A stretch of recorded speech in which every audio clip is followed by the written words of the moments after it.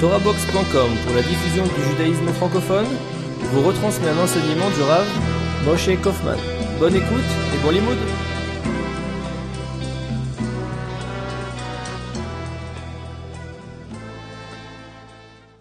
Donc, avec l'aide d'Akadosh Baruch Hu, j'aurais aimé parler d'un sujet qui concerne l'ensemble du livre de Bereshit que nous sommes en train de lire et qui est le sujet de Chesed, la générosité. Et je voudrais, avec l'aide d'Akadosh Baruch Hu, essayer de montrer comme la générosité, le Chesed, n'est pas un simple élément de la Torah, mais en réalité, c'est l'élément fondamental et la base de toute la Torah. Le livre de Bereshit, tel que la Gemara le rapporte dans Avodah Zarah Daf Kaf Hei, le livre de Bereshit s'appelle Alo Iktuva al Sefer HaYashar. Il est un verset concernant la guerre de Yoshua où le soleil s'est arrêté, et le verset dit que c'est déjà en allusion la guerre de Yoshua et le fait que le soleil se soit interrompu dans le livre de la droiture. Et le livre de la droiture, dit la Gemara, quel est-il?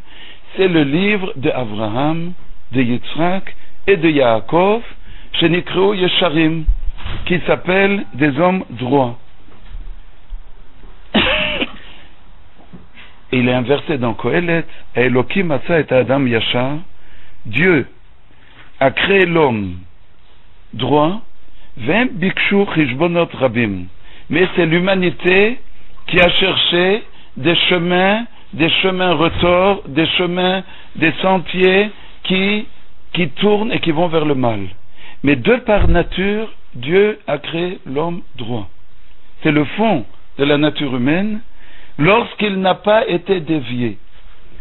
Et si nous voulons revenir à la véritable nature de l'homme, telle qu'Akadosh Baruch Hu l'a voulu et l'a créé, nous devons obligatoirement nous tourner vers le livre de Bereshit, ce livre qui ne comprend que 3 mitzvot en tout et pour tout. Piria Verivia, la mitzvah d'engendrer, la mitzvah de Brit Mila et la 3e mitzvah de Guidanaché, qu'on va lire dans 2 sidrot, l'interdiction de manger le nerf sciatique, c'est tout. Et pourtant, ce livre-là, c'est le fondement de toute la Torah. C'est le livre où nous apprenons à redevenir ce que Akadosh Baruch Hu attend de nous.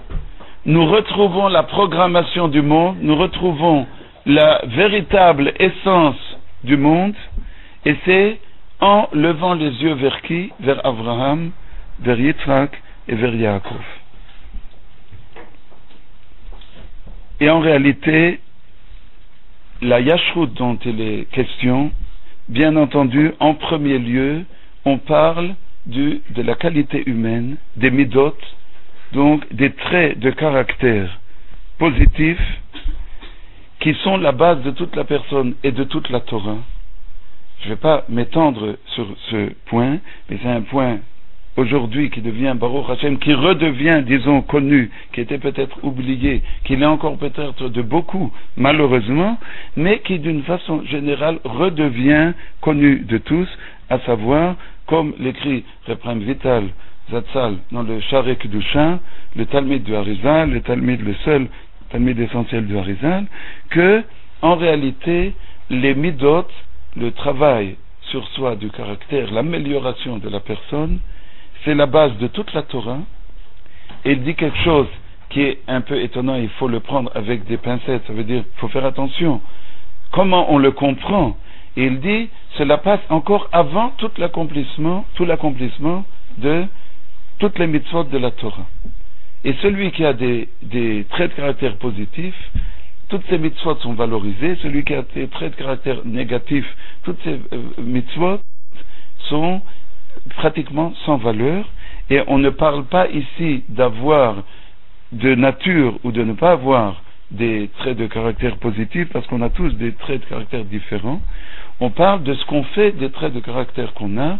Et encore une fois, je dis, je ne rentre pas dans ce sujet qui est un sujet en soi et qui est fondamental, mais on peut avoir des traits de caractère extrêmement mauvais. Du moment qu'on cherche à s'améliorer, on peut être un plus grand tzaddik que quelqu'un qui a de nature, de par nature, un très bon caractère et qui est né avec un bon fond.